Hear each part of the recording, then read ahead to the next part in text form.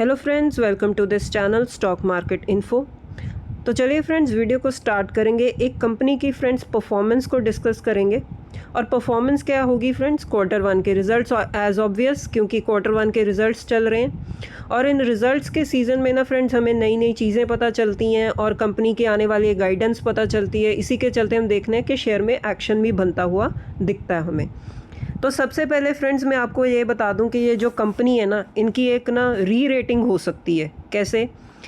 For example friends, company अगर एक usual business अपना कर रही है, नॉर्मल बिजनेस कर रही है, कोई भी काम वो कर रहे हैं, नॉर्मल कर रहे हैं, अगर उनके बिजनेस में कोई भी ग्रोथ कंपोनेंट अटैच हो जाता है, मतलब वो ऐसे सेगमेंट में एंटर करती है जो आने वाले टाइम में एक बहुत ही अच्छा ग्रो कर सकता है और अच्छे रिटर्न्स भी दे सकता है कंपनी को, तो उस कंपनी की होती है फ्रेंड्स री रेटिंग। और जो री रेटिंग होती है ना, वो आने वाले टाइम में हायर साइड की होती है। और ब्रोकरेज फर्म्स जो होती हैं वो ये मानकर चलती हैं कि कंपनी अपने आने वाले टाइम में नॉर्मल बिजनेस जो कर रही है उससे ज़्यादा रिटर्न्स कमा सकती है। तो ये हमें री रेटिंग्स बताती हैं। तो सबसे पहले फ्रेंड्स हम कंपनी के बिजनेस को ही स्टडी करेंगे, उससे पहले कंपनी के रिजल्ट्स को स्टडी करेंगे। जैसे मैंने आपको बताया कि परफॉर्मेंस, टॉप लाइन अगर आप देखो, सेल्स को स्टडी करेंगे। मार्च और जून के कॉलम्स को आप फोकस में रखिए, उसमें हम स्टडी करेंगे quarter on quarter basis. Sales को अगर आप देखो 4714 थी मार्च में, जो जंप करके हो गई 4997, तो टॉप लाइन में एक अच्छी तेज़ी बनी है। ऑपरेटिंग प्रॉफिट आप देख लो तो उसी रेंज में आपको दिखेगा ग्रोथ पैटर्न में। 1413 था मार्च में, जो जंप करके हो गया 1922। सीधा फ्रेंड्स प्रॉफिट बिफोर टैक्स पर आते हैं। 1264 था मार्च में, जो जंप करके हो गया 1776। तो टॉप लाइन से लेकर प्रॉफिट बिफोर टैक्स तक हम क्या देख रहे हैं? तो सेम ही पैटर्न में हमें ग्रोथ दिख रही है जो टॉप लाइन में थी। उसके बाद फ्रेंड्स प्रॉफिट बिफोर टैक्स पर आते हैं, जो 1264 था, तो जंप करके 1776, ये तो हम डिस्कस कर ही चुके हैं। नेट प्रॉफिट पर आते हैं फ्रेंड्स, जो 1008 था मार्च में, जो जंप करके हो गया 1373 जून क्वार्टर में। तो रिज़ल्ट के फ्रंट पर अगर आप देखो तो रिज़ल्ट्स बहुत ही अच्छे हैं कंपनी के। तो फ्रेंड्स हम अब अगर मैं आपको कंपनी बताऊं तो कंपनी कौन सी है? लोधा डेवलपर्स, जिसका नाम पहले था मैक्रोटेक डेवलपर्स। तो रियल एस्टेट वाली ये कंपनी है।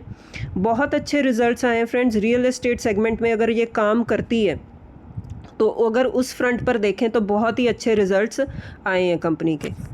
उसके बाद फ्रेंड्स जब रिजल्ट्स आए, मैंने आपको बताया कि मार्केट का रिएक्शन सबसे ज़्यादा इंपॉर्टेंट होता है। तो मार्केट का रिएक्शन अगर आप देखो तो बहुत ही अच्छा था।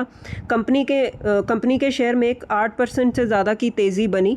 तो मार्केट को भी इनके रिजल्ट्स बहुत ही अच्छे लगे। और अगर आप एक महीने का चार्ट पैटर्न भी देखो कंपनी का, तो 35% से ज़्यादा की तेज़ी जो बनी हुई है शेयर में बनी हुई है। उसके बाद फ्रेंड्स अगर मैं आपको ऑल टाइम का चार्ट पैटर्न भी दिखा दूँ कंपनी का, तो कंपनी ने जब से कंपनी लिस्ट हुई है अच्छे डिसेंट रिटर्न्स ही दिए हैं रियल एस्टेट सेक्टर में। अब फ्रेंड्स बात करते हैं री रेटिंग की। तो इस कंपनी की ना री रेटिंग हो सकती है। री रेटिंग क्यों होती है? कोई एक्स फैक्टर है जो आने वाले टाइम में कंपनी जो है मल्टी बैगर रिटर्न्स दे सकती है। तो री रेटिंग क्यों हो सकती है फ्रेंड्स? यस, ये company friends data centre business में अपना जो है कमाल अब दिखा सकती है। क्योंकि फ्रेंड्स डेटा सेंटर बिजनेस जब ग्रो करेगा उसमें जो है लैंड भी तो चाहिए। तो यस फ्रेंड्स, ये कंपनी वही काम कर सकती है। जब रिजल्ट्स कंपनी ने फ्रेंड्स प्रेजेंट किए ना, उसके बाद होती है मैनेजमेंट की कमेंट्री। तो जो मैनेजमेंट की कमेंट्री थी ना फ्रेंड्स, वो बहुत ही ज़्यादा अच्छी थी, मार्केट को अच्छी लगी। और आने वाले टाइम में इन्होंने अपनी गाइडेंस भी बढ़ा दी है। तो फ्रेंड्स मैनेजमेंट की कमेंट्री जो है बहुत ही ज़्यादा डीपली स्टडी करने वाली है, तो उसी को फ्रेंड्स हम डिस्कस करते हैं। कंपनी ने फ्रेंड्स बहुत ही अच्छे जो हैं अर्निंग्स जो अपनी रजिस्टर की हैं, वो हम रिजल्ट्स में देख ही चुके हैं। आने वाले टाइम में फ्रेंड्स कंपनी 9000 करोड़ तक का जो है रेवेन्यू जनरेट कर सकती है। कैसे? By monetizing data center park. ये फ्रेंड्स लाइन नोट करने वाली, आप इसको नोट डाउन कर लो। अगर आप इस कंपनी को स्टडी करते हो तो ये चीज़ें आपके लिए बहुत ही ज़्यादा इंपॉर्टेंट होंगी, क्योंकि आने वाले टाइम में कंपनी कैसे अपना रेवेन्यू जनरेट करेगी, किस सेगमेंट से जनरेट करेगी, ये आपको पता होना चाहिए।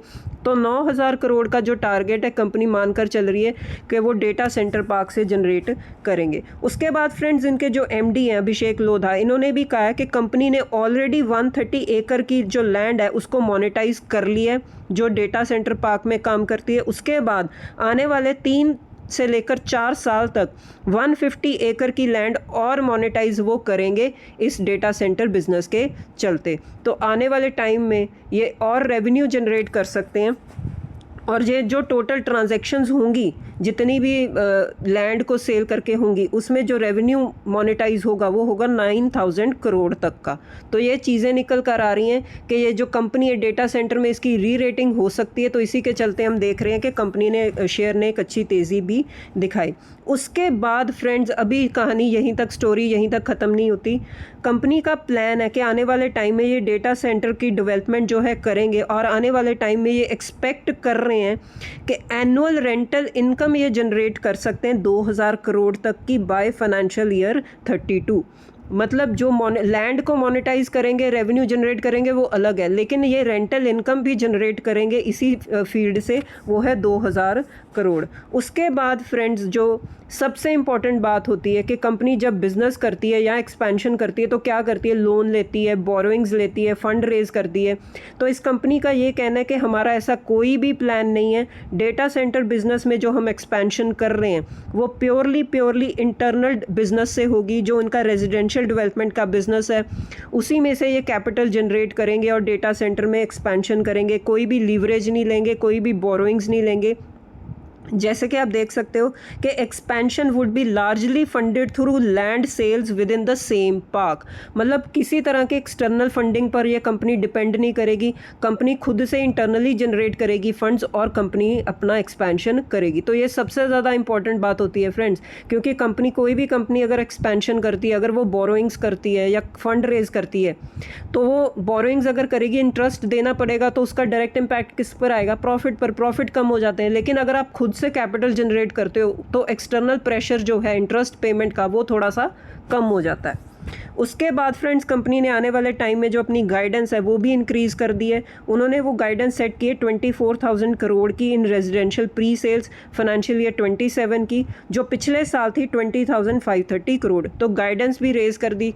तो ये सारे फैक्टर्स क्या हैं फ्रेंड्स, मतलब क्यूमुलेटिव इम्पैक्ट इसका क्या आया कि शेयर में एक अच्छी तेज़ी बन गई। कुछ डेटा सेंटर बिजनेस के चलते री रेटिंग हो गई कंपनी की, तो कंपनी के शेयर पर एक पॉजिटिव इम्पैक्ट आया। अगर आप शेयर होल्डिंग पैटर्न भी देखो इस कंपनी का, प्रोमोटर्स के पास 70% से ज़्यादा का स्टेक है। ज़्यादातर स्टेक प्रोमोटर्स लेकर बैठे हैं। FIS के पास भी फ्रेंड्स अच्छा स्टेक है 23% के आसपास। DIS थोड़ा सा कम स्टेक लेकर बैठे हैं, 3-3.5%। पब्लिक भी 2.46% का स्टेक लेकर बैठी है। तो ऑल इन ऑल एक हेल्दी शेयर होल्डिंग पैटर्न है कंपनी का। बहुत बड़ी रियल एस्टेट वाली कंपनी है, तो इसको आप फोकस में रख के चल सकते हो। अब फ्रेंड्स, इतनी पॉजिटिव बातें हमने कंपनी को लेकर की हैं, तो ब्रोकरेज की जो रडार पे ये शेयर कंपनी आ जाती है। तो मॉर्गन स्टैनले ने फ्रेंड्स इस कंपनी को अपग्रेड कर दिया और ओवरवेट की रेटिंग दे दी है, और टारगेट इसको दिया 1450 का। मतलब आने वाले टाइम में ये कंपनी 28% की तेज़ी दिखा सकती है, ऐसा मॉर्गन स्टैनले का मानना है। तो इस न्यूज़ के चलते फ्रेंड्स आप इस कंपनी को स्टडी कर सकते हो। अगेन फ्रेंड्स, डिस्क्लेमर है, कोई रिकमेंडेशन वाला वीडियो नहीं है। जस्ट हम एक कंपनी को स्टडी कर रहे हैं जो नए एवेन्यूज़ में अब अपने आप को ग्रो करेगी। तो ठीक है फ्रेंड्स, अब मिलते हैं नेक्स्ट वीडियो में। Till then bye bye.